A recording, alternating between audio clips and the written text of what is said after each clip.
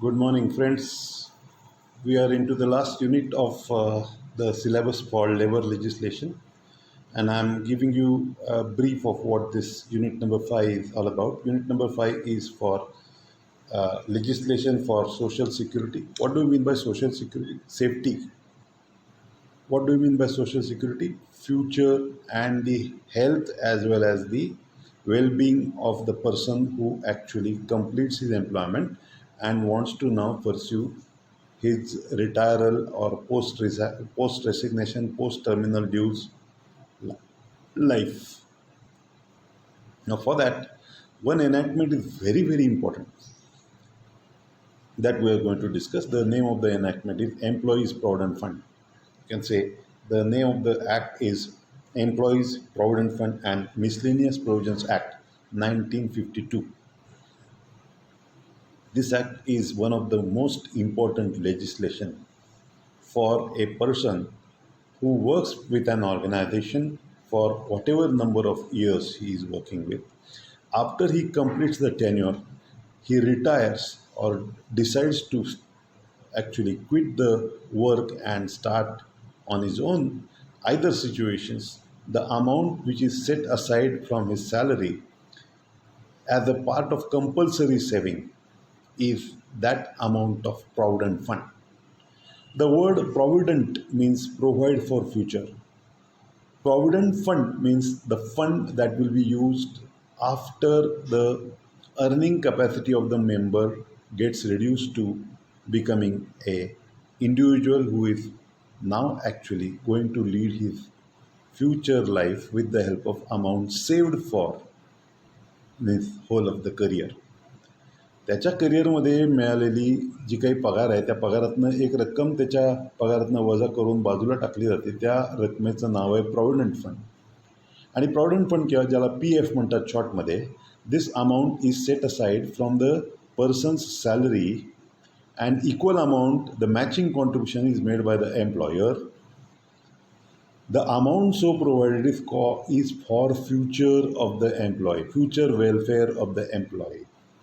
मराठीमध्ये त्याला उदरनिर्वाहासाठी जी रक्कम त्याला भविष्य निर्वाह निधी म्हणून उदरनिर्वाहाची रक्कम बाजूला टाकलेली ती कंपल्सरी सेविंगची रक्कम म्हणजे provident fund, employees provident fund. आता याच्यात वेगवेगळे प्रॉव्हिडंट फंडाचे प्रकार आहेत. आपण फक्त आत्ता प्रायव्हेट सेक्टरमध्ये जे नोकऱ्या करतात त्यांचा प्रॉव्हिडंट फंड, त्याला आपण कॉन्ट्रीब्युटरी प्रॉव्हिडंट फंड म्हणतो, तो शिकणार. आणि कॉन्ट्रीब्युटरी प्रॉव्हिडंट फंड म्हणजे प्रत्येक काम करणाऱ्या कामगाराच्या पगारातनं किंवा कर्मचाऱ्याच्या पगारातनं एक विशिष्ट रक्कम त्याच्या बेसिक प्लस DAमधनं कापली जाईल. बेसिक प्लस DAच्या बेसिसवर कापली जाईल. That is called employees provident fund. Employees provident fund EPFची रक्कम ही किती असावी, तर कायद्याने तरतूद केल्याप्रमाणे बेसिक प्लस DAच्या 12% रक्कम ही प्रॉव्हिडंट फंड म्हणून वजा करण्याचा अधिकार जर असा मनुष्य, असा कर्मचारी, अशी व्यक्ती त्या प्रॉव्हिडंट फंडाची मेंबर झाली असेल, त्या कंपनीमध्ये प्रॉव्हिडंट फंड लागू झाला असेल, तर अशा कंपनीमध्ये काम करणाऱ्या कर्मचारी किंवा कामगाराच्या पगारातून बेसिक प्लस DAच्या 12% रक्कम वजावट करण्याचा अधिकार हा मालकाला आहे. And that is statutory deduction. मी तुम्हाला पेमेंट ऑफ वेजेस ॲक्ट शिकवला, त्याच्यामध्ये स्टॅट्युटरी डिडक्शन काय हे शिकवलेलं होतं पेमेंट ऑफ वेजेसमध्ये. तर स्टॅट्युटरी डिडक्शनमधलं महत्त्वाचं डिडक्शन आहे एम्प्लॉईज प्रॉव्हिडंट फंड. आता ही रक्कम ज्या वेळेला कापली जाते, ती कापलेली रक्कम कुठे जमा केली जाते, तर ही कापलेली रक्कम जाते प्रॉव्हिडंट फंड कमिशनरकडे. आता प्रॉव्हिडंट फंड कमिशनर कोण आहे, तर प्रॉव्हिडंट फंड ॲक्टमध्ये ही जी रेग्युलेटरी अथॉरिटी निर्माण केलेली आहे, नियंत्रण करणारी अशी एक यंत्रणा, ती यंत्रणा आहे प्रॉव्हिडंट फंड कमिशनर. तर प्रॉव्हिडंट फंड कमिशनरकडे ती रक्कम वर्ग केली जाईल. कशी वर्ग केली जाईल, तर साधारणपणे त्याच्याकरता पद्धत आहे की ही जी विविध प्रकारची देणी आहेत जी मालकांनी प्रॉव्हिडंट फंडाच्या पोटी सरकार जमा करायची आहेत किंवा प्रॉव्हिडंट फंड कमिशनरच्या नावाने जमा करायची आहेत, ती रक्कम वेगवेगळ्या चलनं असतात त्याकरती, ती चलनं भरून त्याच्यासोबत चेक जमा केला जाईल हा चेक साधारणपणे स्टेट बँक ऑफ इंडियाच्याकडे जमा केला जाईल. सरकारी बँकर कोण आहे? आपल्या विविध सरकारच्या खात्यांचे जे काही व्यवहार चालतात ते कोणत्या बँकेमार्फत चालतात, तर त्या बँकेचं नाव आहे स्टेट बँक ऑफ इंडिया. तर स्टेट बँक ऑफ इंडियाच्या खात्यात ती रक्कम त्या प्रॉव्हिडंट फंड कमिशनरच्या नावानं जो खातं ऑपरेट केलं जाईल त्या ठिकाणी जमा होईल आणि ही जमा झालेली रक्कम त्याच्याकरता असलेला जो काही गोषवारा आहे, त्याच्याकरता असलेले जे रिटर्न आहे, ते रिटर्न मालकाने त्या सगळ्या डिटेल्सच्या सहाय्याने तो गोषवारा भरून, ज्याला रिटर्न्स म्हणतात, ते भरून दर महिन्याच्या 25 तारखेच्या आत ते रिटर्न प्रॉव्हिडंट फंड कमिशनरच्या ऑफिसमध्ये अदा करायचं आहे. आता ह्या सगळ्या प्रक्रियेला म्हणतात स्टॅट्युटरी कंप्लायन्स. स्टॅट्युटरी कंप्लायन्स करता मी एक तुमच्याकरता एक खास एक्सेल शीट बनवलेली आहे.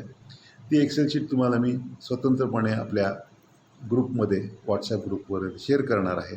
You can use it, you can download it, you can use it for your work Wien you actually start working with HR. तर तिथे हे जे काही सगळे वेगवेगळ्या प्रकारची देणी असतात, स्टॅट्युटरी कंप्लायन्स ज्याला म्हणतात, त्या स्टॅट्युटरी कंप्लायन्स करता काय काय करणं अपेक्षित आहे, किती तारखेच्या आत करणं अपेक्षित आहे, वगैरे वगैरे, त्याचा जो काही गोषवारा आहे, त्याची काही समरी आहे ती मी त्या एक्सेल शीटमध्ये टाकली. एक्सेल शीट तुमच्याकडे तुमच्या खिशामध्ये कायम ठेवलीत तर कदाचित हा जो विषय आहे, ज्याच्यामध्ये प्रॉव्हिडंट फंडासारखा आहे भाग, प्रोफेशन टॅक्ससारखा भाग आहे, इन्कम टॅक्ससारखा भाग आहे, पगारातनं कपात केली ESI सारखा भाग आहे, पगारातनं कपात केली की त्याचे डिटेल्स जमा करायला लागतात, चलन बनवायला लागतात, चलन जमा करायला लागतात, रिटर्न जमा करायला लागतात. या सगळ्याची जी पूर्तता आहे, कंप्लायन्स, तो कसा करायचा हे मी त्या एक्सेल शीटमध्ये तुम्हाला पाठवणार आहे. हॅविंग सेड दॅट, जे कॉन्ट्रीब्युशन प्रॉव्हिडंट फंडातनं वजावट स्वरूपातनं पगारातनं कापलं जातं ते असतं 12% आणि मॅचिंग कॉन्ट्रीब्युशन, म्हणजे जेवढं कॉन्ट्रीब्युशन एम्प्लॉईचं असतं तेवढंच कॉन्ट्रीब्युशन मालकाचं असतं. आता त्या मालकाच्या कॉन्ट्रीब्युशनचे 2 भाग पडतात. एक भाग हा प्रॉव्हिडंट फंडामध्ये जमा होईल आणि दुसरा भाग त्यातला हा न्यू पेन्शन स्कीम 1995 म्हणून जी स्कीम अस्तित्वात आली त्या स्कीमच्या पोटी जमा करता येईल. तो किती भाग आहे?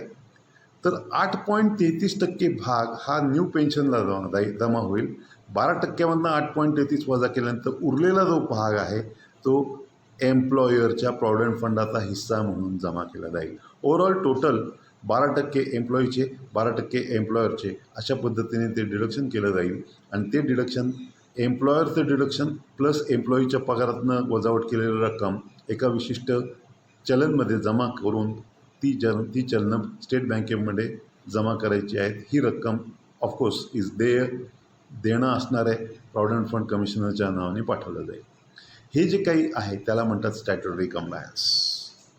आणि हा प्रॉव्हिडंट फंड स्कीमचा महत्त्वाचा हिस्सा आहे की ह्याच्यामध्ये प्रत्येक महिन्याला जो काही पगार कामगाराला, कर्मचाऱ्याला मिळेल त्यातनं 12% रक्कम ही त्याच्या पगारातनं वजावट केली जाईल. ती रक्कम त्याच्याबरोबरनी मालकाचा हिस्सा, त्याच्याबरोबरनी मालकाचा पेन्शन स्कीमचा हिस्सा, असे त्याच्याशिवाय वेगवेगळ्या इतर ज्याच्यामध्ये आपण इन्स्पेक्शन चार्जेस आणि EDLI नावाचा आणखीन मिसलेनियस प्रोव्हिजनमधला भाग आहे तो जमा करण्याचं काम हे मालकाला करावं लागतं. ती स्टॅट्युटरी कंप्लायन्समध्ये मी कवर करतो. आता त्यातला भाग उरला असा की हे जे काही कॉन्ट्रीब्युशन आहे ते जमा झालं, ते जमा झाल्यानंतर त्याची जी काही एक गंगाजळी तयार होईल, पैशाची कॉन्ट्रीब्युशनची मिळून एक अकाउंट तयार होईल. ते पैसे त्या कामगाराला, कर्मचाऱ्याला केव्हा मिळतील? तर त्याचं उत्तर आहे तो रिटायर झाल्यानंतर किंवा त्याने राजीनामा दिल्यानंतर त्याला ही रक्कम त्याच्या विशिष्ट प्रपोर्शनमध्ये जी काही कायद्यामध्ये तरतूद केली आहे त्याप्रमाणे ती रक्कम त्याला त्याच्या खात्यामध्ये जमा केली जाईल. ही केव्हा माणूस नोकरी सोडेल तेव्हा, किंवा रिटायर होईल केव्हा, किंवा त्याचा मृत्यू झाला तर त्याच्या वारसदारांना ती रक्कम मिळेल. आता प्रश्न असा उरतो,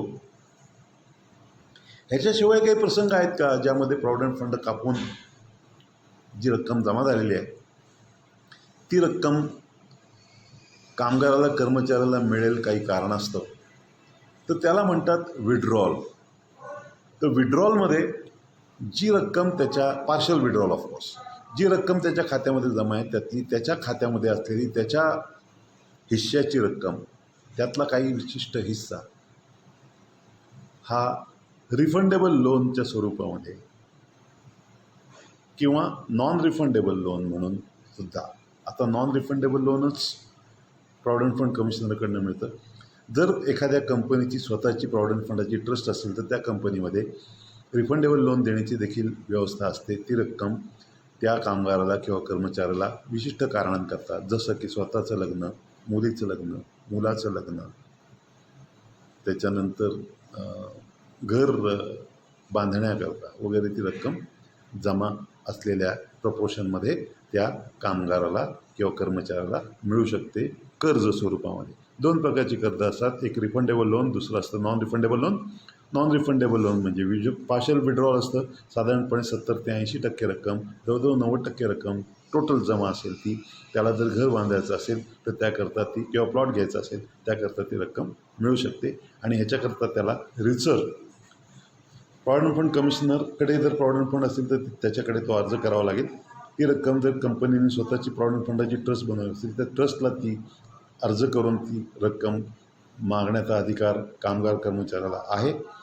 वेळोवेळी त्या ट्रस्टची जी काही ट्रस्टीज आहेत त्यांच्या मीटिंग होतात. त्या मीटिंगमध्ये त्या अर्जांची एक प्रकारे छाननी होते. छाननी झाल्यानंतर त्यातली जी रक्कम देय असेल ती रक्कम त्याला कर्ज स्वरूपामध्ये, एक तर ते रिफंडेबल कर्ज असेल किंवा नॉन रिफंडेबल कर्ज असेल, अशा स्वरूपामध्ये मिळू शकते. तर हे झालं तुमच्या प्रॉव्हिडंट फंड ॲक्टमधल्या महत्त्वाच्या प्रोव्हिजन्सबद्दल. आणखीन एक महत्त्वाचा भाग असा आहे की ESI ह्याच्याकरता जे काही कॉन्ट्रीब्युशन आहे ते इन्स्पेक्टर प्रत्येक वेळेला हे जे काही जमा केलेले चलन्स आहेत, रिटर्न्स आहेत, त्याची छाननी करण्याकरता, त्यांचं इन्स्पेक्शन करण्याकरता इन्स्पेक्शन तुमच्या कंपनीमध्ये येऊन, प्रॉव्हिडंट फंडाचे इन्स्पेक्टर येऊन त्याची छाननी किंवा त्याची तपासणी करू शकतो. तर त्याला म्हणतात इन्स्पेक्शन. आणि जर या गोष्टी वेळेवर केल्या गेल्या नाहीत तर त्याच्याकरता जी काही दंडात्मक कारवाई असेल किंवा त्या कंपनीविरुद्ध किंवा त्याच्या मालकाविरुद्ध प्रॉव्हिडंट फंड कमिशनर केस कोर्टामध्ये दाखल करू शकतो. आणि त्या स्वरूपामध्ये त्या मालकाला किंवा त्या जबाबदार व्यक्तीला त्याच्याकरता तुरुंगवास देखील भोगायला लागू शकतो. अशा पद्धतीने प्रॉव्हिडंट फंड ॲक्ट हा महत्त्वाचा ॲक्ट आहे. हा तुम्हाला मी आत्ता कव्हर केलेला आहे. आणखीन एक रँकमेंटचा फक्त त्यांनी प्रश्न विचारलेले आहे. ते प्रॉब्लेम कसे सोडवायचे ते मी तुम्हाला शिकवीन, कारण तो ॲक्ट काय ह्याच्यामध्ये तुमच्या सिलेबसमध्ये कव्हर झालेला नाही. पण त्या कव्हर न झालेल्या ॲक्टचं नाव आहे ESI act, employee state insurance. त्याच्याबद्दल मी एक स्वतंत्र व्हिडिओ बनवीन.